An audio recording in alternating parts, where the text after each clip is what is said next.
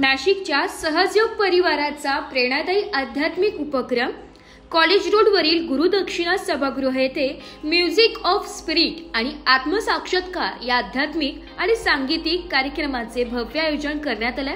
या कार्यक्रमात परमपूज्य श्री माताजी निर्मला देवी यांच्या कृपेने सहज संगीतासोबत कुंडलिनी जागृती व आत्मसाक्षात्काराची अनुभूती नवीन साधकांना मिळाली। कार्यक्रमाची सुरुवात बालकलाकार कु मानवी हिच्या गणेश वंदना नृत्य सादरीकरणाने झाली, ज्याला उपस्थितांकडून उत्स्फूर्त प्रतिसाद मिळाला। संपूर्ण कार्यक्रमाचे सूत्रसंचालन प्रभा देवरे यांनी अत्यंत प्रभावीपणे केले। या कार्यक्रमाचे नियोजन आणि आयोजन वसंत काळे, बाळासाहेब भोळे, रवींद्र गुजर, अतुल चव्हाण, विजय पवार, कैलास पाटील आणि त्यांचे सर्व कार्यकर्ते बंधू भगिनी यांनी परिश्रमपूर्वक केले। म्युझिक ऑफ स्पिरिट कार्यक्रमात अन्ना रोनिगर, Elena Samej, Irina पॅरेझोवा, delta लाव्हारा, Krishan Denwal, Sachin Saini, आकाश बैरागी, व्हिओलिता या देश विदेशातील कलाकारांनी विविध संगीत व कलाविष्कार सादर करत उपस्थितांना मंत्रमुग्ध केले। कार्यक्रमाच्या शेवटी वंदे मातरम हे गीत परदेशी कलाकारांच्या गायनाने सादर करण्यात आलं।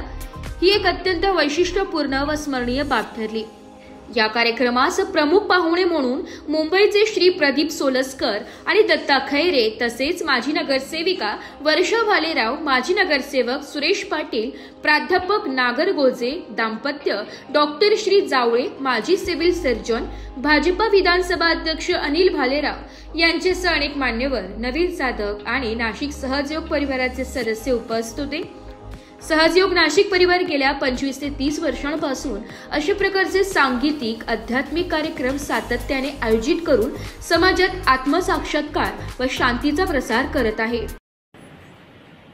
आणि जेव्हा ह्या बिल्डर लाईन मध्ये आले आणि आमचे जी क्रीडाई म्हणजे पूर्वीची प्रमोटर बिल्डर असोसिएशन, तेव्हा त्यांना अध्यक्ष केलं आणि त्यांच्यानंतर मी अध्यक्ष झालो आणि आमची खास मैत्री होती आणि आज आठवण आली त्यांची, तर निश्चित एक चांगला सुसंस्कृत मित्र गमावलेला आहे। परंतु हा क्रीडाईमध्ये पण एकदा झालेला होता आणि अतिशय सुंदर आणि लहान मुलांसाठी त्यांच्यासाठी एक क्रिएटिव्ह आहे। धन्यवाद। मी मनापासून स्वागत करतो।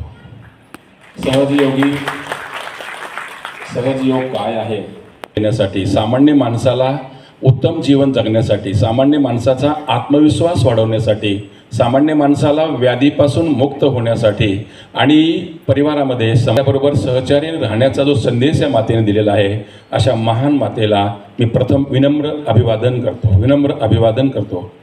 इतरांच्या जीवनामध्ये आनंद देणे हे सोपं काम नाही आहे। सामान्य माणसाच्या जीवनामध्ये आनंद देणे हे सोपं काम नाही आहे, पण ह्या मातेने असंख्य लाखो करोडो माणसाला माणूसपण देऊन आनंदी जीवन जगण्याचा संदेश दिलेला आहे। आणि म्हणून या मातेबद्दल आपण जितकं बोलूया, जितकं वर्णन करूया, तितकं नक्कीच कमी आहे।